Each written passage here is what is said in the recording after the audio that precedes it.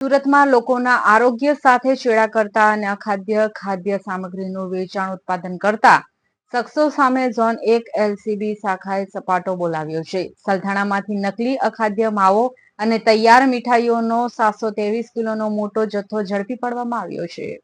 વરાછામાં બનેલી ફૂડ પોઈઝનિંગની ઘટના બાદ સુરત તંત્ર દ્વારા મીઠાઈ વિક્રેતાઓ સામે તપાસનો ધમધમાટ યથાવત રાખવામાં આવ્યો છે।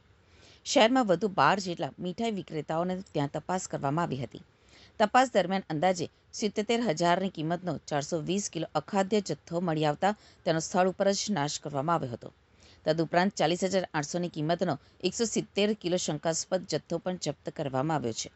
અગાઉ 20મી ઓગસ્ટના રોજ દૂધના માવાના કુલ 16 નમૂના લેવામાં આવ્યા હતા, જેમાં કોટસફિલ્ડ રોડ સ્થિત નંદકિશોર એસ માવાવાલા અને ખટોદરા સ્થિત જય મા વૈષ્ણવી સ્વીટમાંથી લેવાયેલા નમૂના સબ સ્ટાન્ડર્ડ હોવાનું સામે આવ્યું છે। બંને સંસ્થાઓ સામે ફૂડ એજ્યુકેટિંગ ઓફિસર સમક્ષ ફરિયાદ દાખલ કરવાની તજવીજ હાથ ધરાઈ રહી છે।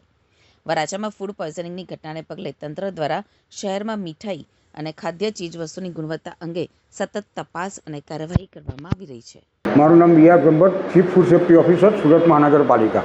માનનીય આરોગ્ય અધિકારી સાહેબની સીધી સૂચના અને માર્ગદર્શન હેઠળ સુરત મહાનગરપાલિકાના આરોગ્ય ફૂડ વિભાગ દ્વારા સુરત મહાનગરપાલિકામાં દૂધનો માવો, મીઠાઈઓ વગેરેનું ઉત્પાદન અને વેચાણ કરતી સંસ્થાઓમાંથી આગામી દિવસોમાં રક્ષાબંધનનો તહેવાર આવવાનો હોય તેથી જાહેર જનતા દ્વારા મોટા પ્રમાણમાં દૂધના માવાનો અને મીઠાઈઓનો ઉપયોગ થતો હોય છે। તેથી તેઓને દૂધનો માવો અને મીઠાઈઓ સારી ગુણવત્તાવાળી મળી રહે તે માટે માનનીય આરોગ્ય અધિકારી સાહેબે તારીખ 24, 25 અને 26 રોજ આ સંસ્થાઓની ચકાસણી કરવાની અને તેમાંથી નમૂના લેવાની કામગીરી સુરત મહાનગરપાલિકાના ફૂડ વિભાગ દ્વારા ચાલુ હતી।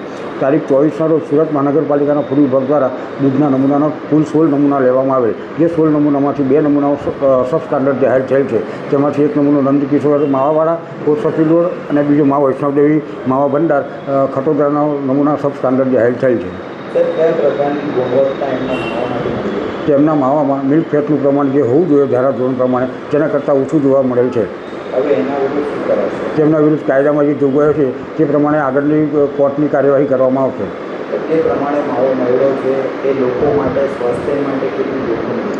મિલ્ક ફેટનું પ્રમાણ જે હોવું જોઈએ તેથી ઓછું છે, તેથી હલકી ગુણવત્તા કહી શકાય।